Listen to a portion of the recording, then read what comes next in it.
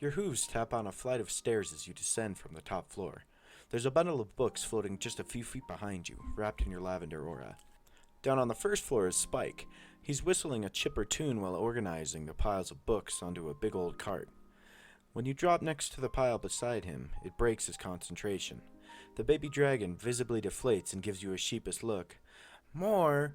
Twilight, you're just draining the whole library at this point. Not the whole thing, just relevant subjects. He huffs and hops off the wooden platform. Spike picks up a book off the floor and eyes it curiously. I wouldn't exactly call this one a relevant subject. I figured if we're going to stop in Canterlot, might as well stock up on a few titles from my personal collection. Spike squints at you and slowly puts the book in question onto the cart, starting a new pile near the back for less relevant subjects to go in. I just hope these don't collect too much dust sitting in the castle. They won't. He'll be up soon. I can feel it. Twilight, it's been almost a week. Keep it up and I'll bring down so many books it takes you almost a week to organize them. And leave your old library empty? Just load. You grunt and exit the library observatory hybrid. From the balcony just outside, you overlook the unicorn capital of Equestria. It's just as busy as it always was. Tens of thousands of ponies run around, lost in the hype of each moment, not even realizing when the next day comes. Even from all the way up here, you can hear the general hum of magic as leagues of ponies cast spell after spell so far away from you. Anon would hate this place as much as he hates Ponyville. Hated? There hasn't really been an opportunity to ask him about his feelings since that day, but you can only hope that his selflessness was a sign that he had opened his heart. You'll have to ask him about it when he wakes up. As you contemplate that, Spikes throws the door to your old library open and drags the cart outside. All strapped down and ready to go. Good. You maneuver yourself onto the harness and unfurl your wings. Typically, you wouldn't be strong enough to move something this heavy, but magic solves the problem for you. A quick Watus Decreasus spell makes the cart significantly lighter. Without any more thought, you take to the air, leaving Canterlot and the rundown library behind. So, you think you'll actually like this stuff? Spike asks after a minute. Of course. I don't know. Magical theory and Thumian dynamics don't really seem like things a guy like him would enjoy. Yeah, that's a thought you once shared. Clearly your judgmental attitude has led you down the wrong path. At least with him, anyway. Enough of that, Twilight. You can't look to the future if you're always dwelling on the past. Speaking of the past, Ponyville peeks out of the horizon. As you approach, you slow your flight and lower to the ground. You're engaged in a comfortable trot by the time you touch down. You roll up to the castle, prompting Spike to get off. He helps you undo the harness. It's kind of a one-way thing, so the extra hands are needed to undo some of the attachments. You know where to separate the piles. Your assistant nods carefully and salutes you as you open the door for him. You have, well, you don't want to call them better things to do, since helping Spike sort the books would be just as, for lack of a better word, noble. It's just that what you're about to do is somewhat more important to you. Or rather, it's something you don't want to wait for. Look, what you're trying to say is you're going to go visit Anon. He gets behind the cart and pushes it in. Once past the door, you close it and make way for Ponyville General Hospital. As you enter through the large glass doors, you spot Nurse Redheart sitting behind the check-in desk. Hi, Nurse. Redheart picks her head up from whatever paper she was working on. When her eyes meet yours, they almost pop out of her head. Twilight! She shouts, jumping out from behind the desk. You have to come! What happened? You prod, catching up to her as she starts to gallop up the flight of stairs. You stop at the third floor and follow her down a long, tacky blue hallway. It happened? It? The it? Oh gosh. The two of you dig your hooves into the floor and grind to a halt right in front of room 1213.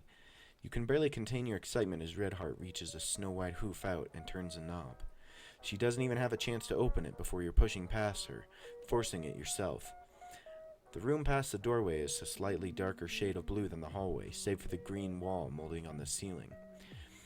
In the middle of it is a bed surrounded by a few chairs, and many out-of-place tables that had been placed in the room to accommodate all the flowers. There, on a bed, is Anonymous. He's sitting up, staring out of the window of the room. Anon! He looks to you, his pensive stare unwavering, as you come up to his bed. I'm so glad you're awake. It's been so long. I heard. The tone of his voice is off-putting. He makes much more dull than what you would expect of someone who had just woken up after a week. He shifts uncomfortably, resting his right arm on the provided pad. It's bandaged all the way to his shoulder. There are more covering his chest. but those are hidden by his pale blue gown. So how do you feel? He stares at you, unanswering. Anon? Sorry, I'm just waiting. Waiting for what? For you to dart out of here without a goodbye again. What do you mean? He scoffed and looked away, returning his gaze to the window. Red Heart entered the moon at that moment. She had some papers in her mouth that she placed on the bedside table. Here you go. Show these to the clerk on your way out, and you shouldn't have any hassle. Thanks, nurse. No, thank you. That was very brave what you did last week. I'm sorry it got you in here. He shrugged. The movement made him wince and clench his bandaged shoulder. Redheart leaves, and when she's out of the way, you steal a peek at what she had left for him. Release papers? Anon, that's crazy. You need to rest. I've done enough resting. He moves to get out of bed and looks around the room. Shit, I forgot where my clothes are. In the closet. What do you mean you've done enough resting? You remember what you did, don't you? He nods as he moves across the room, walking right by you, and opens up the closet in the far corner. I saved the town. He kneels down, rummaging through the lower shelves. I also got my ass kicked and thrown in the bakery. But you won! Through the bakery, Twilight. Not all the way. Fair enough, but I'm lucky I made it out alive. Where I'm from, this would be a medical miracle. He finds his clothes and stands up. The man disrobes without any regard for your presence. When the gown falls, it reveals bandages running across his body. Where there are gaps, you conceal a great deal of scarring. I don't think that's what you should be taking away from this. You did a great thing, Anon. You took on a manticore all on your own and you won. Did you even see all these flowers? The ponies acknowledge you now. It would have been better if I did magic. You're wrong. He bends over and pulls on his pants, one leg at a time. All buttoned up, Anon goes for his shirt. He lifts his arm to slide it up and through the sleeve.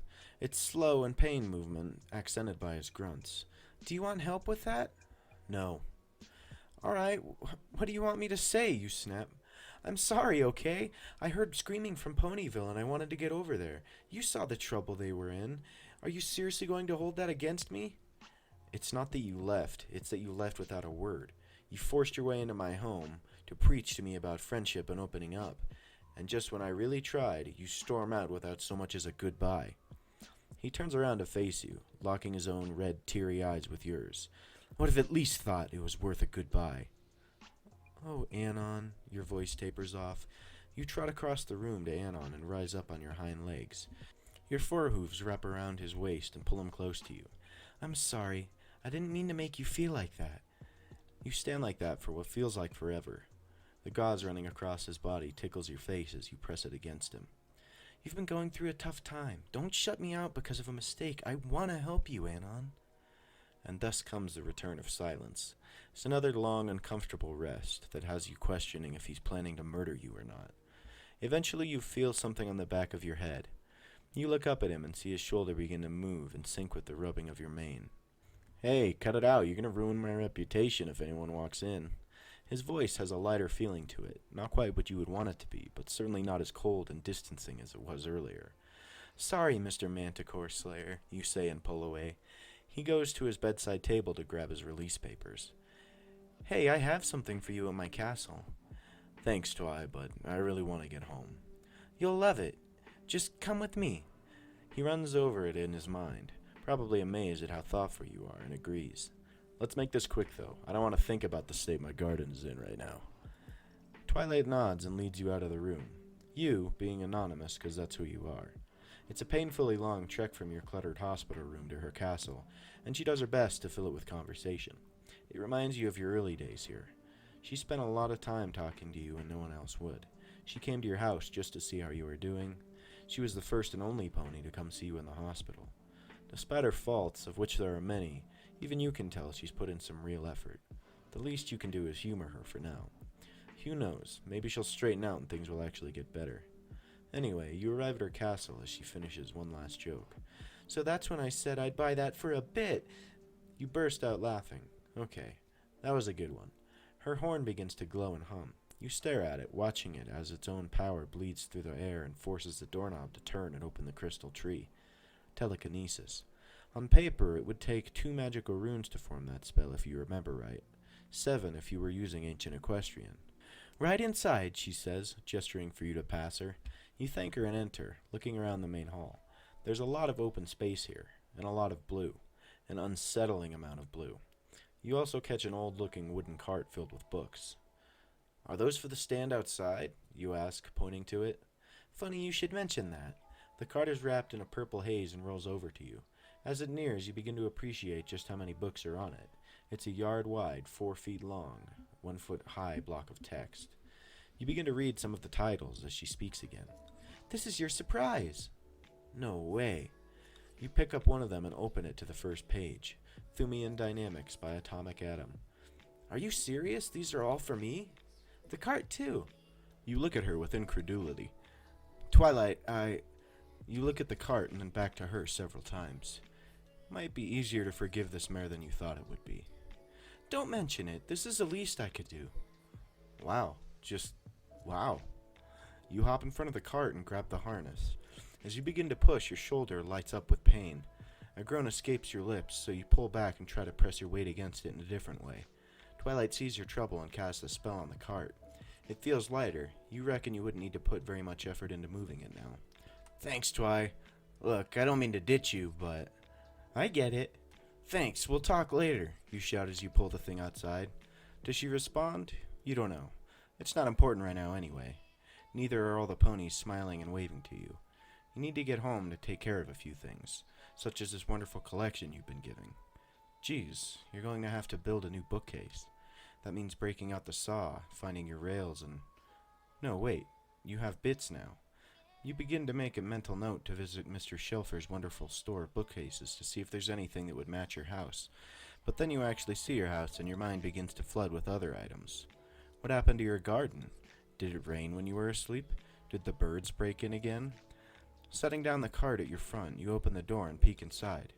Everything looks okay. Nothing really seems out of place. Good. Looks like the birds didn't get in. You head around back, hopeful that your garden received the same treatment as your house. The treatment, of course, of being left alone. Your eyes land on the garden. Well, what's left of it. Oh, Lord. Lord have mercy. You fall to your knees and gaze at the horror. What hasn't been eaten has just been torn to shreds. The corpses of tomatoes past lie, defeated, staining the earth red. The dirt, once beautiful and well kept, has been ravaged. It looks like the aftermath of World War I. What heartless creature could do such a thing? Not even the worst human alive would have committed such an atrocity. Well, that might be a bit of a stretch, but the point remains. This means war, you shout into the air. I don't know who did this, but I'll find out. And when I do, I'll make you wish I was kind enough to give you the same fate as these crops. It was probably the fucking birds. Rats with wings. Fuck. You rinse again and drag yourself inside to the cart of books. Transporting the books inside is relatively easy. We're able to carry them by the dozen, so they're so light. Luckily for you, Twilight is still feeding the enchantment. This is an enchantment, right? You're almost halfway done with the pile, when suddenly a dozen books in your arms increase from 1 pound to 30 pounds and knock you over. A charm! Gee, thanks, Twilight. Well, shit. Now there are books everywhere. You clean that up before you take any more inside. Now with the books being significantly heavier, you have to take them into smaller loads, as to not to annoy your shoulder. It takes another 30 minutes to do that, but you're not complaining. What follows is moving the cart out and repairing your garden. Luckily, the waste of space that destroyed your once beautiful land left you with enough seeds to start over. After cleaning up the dirt, planting the seeds, and giving them a generous helping of water, you go inside to begin reading. You're so excited to dig into the new collection that you don't even bother scanning for one. You just pick whatever is on top and sit down in your red, comfy chair and begin to read. An Ordering of Beasts by Darrell Charwin. Neat. The book is filled with all sorts of monsters and goes into great detail describing each one and how it came to be, its mating habits, where it lives, and so on. You find Manticore and read up on the abomination. There's some interesting stuff on it, but it seems to conflict with what you personally experience.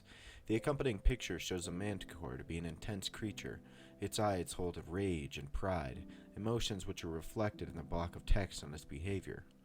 Odd, the one you met was never like that. Maybe it was sick? You read on, hoping to find something else intriguing. Hydrus, Lamassu, Thunderbirds, worms, and many more monsters later, you land on a page dedicated to golems. Your eyebrow raises at its description: cold, emotionless, unfeeling. Golems are not a specific type of beast, but rather what is left of a beast when affected by a... You squint, trying to make out the unscratched word. Smelling? Soul?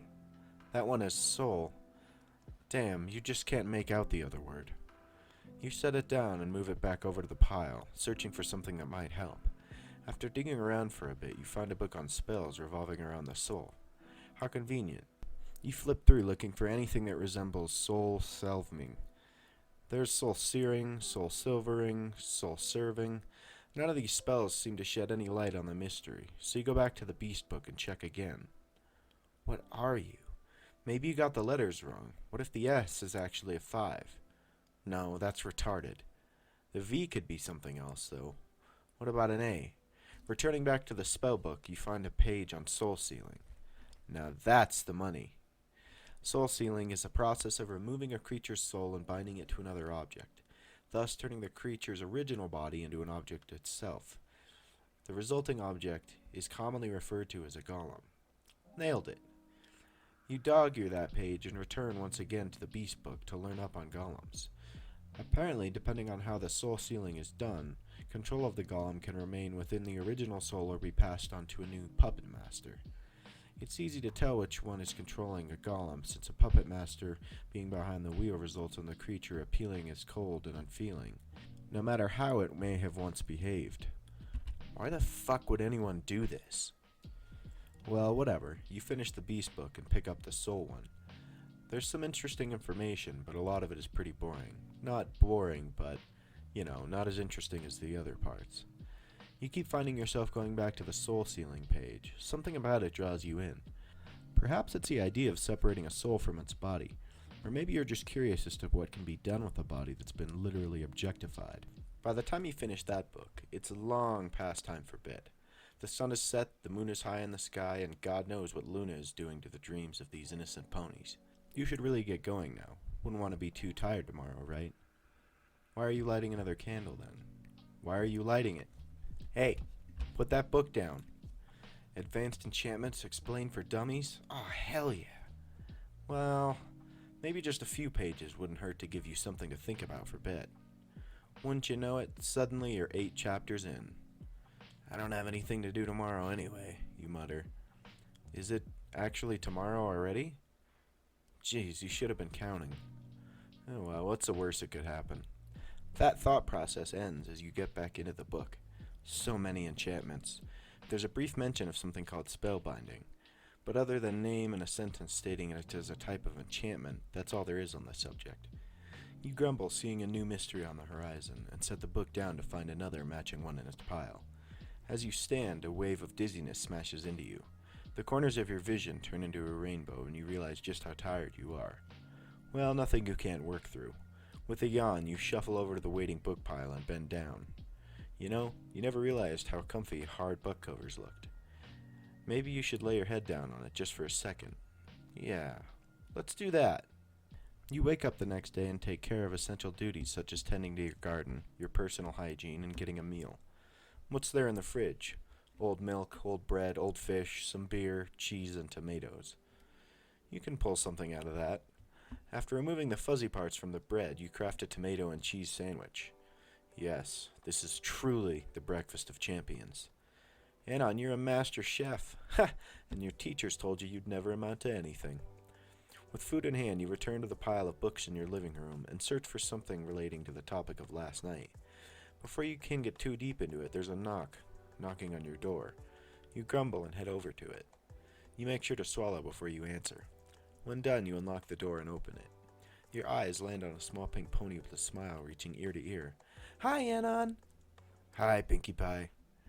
So I was going to throw a party for you to celebrate you waking up, and then I thought I might as well throw one for you beating the Manticore. So it became a double party. But then we got a new pony in town, and I just had to go throw them a welcome Ponyville party too.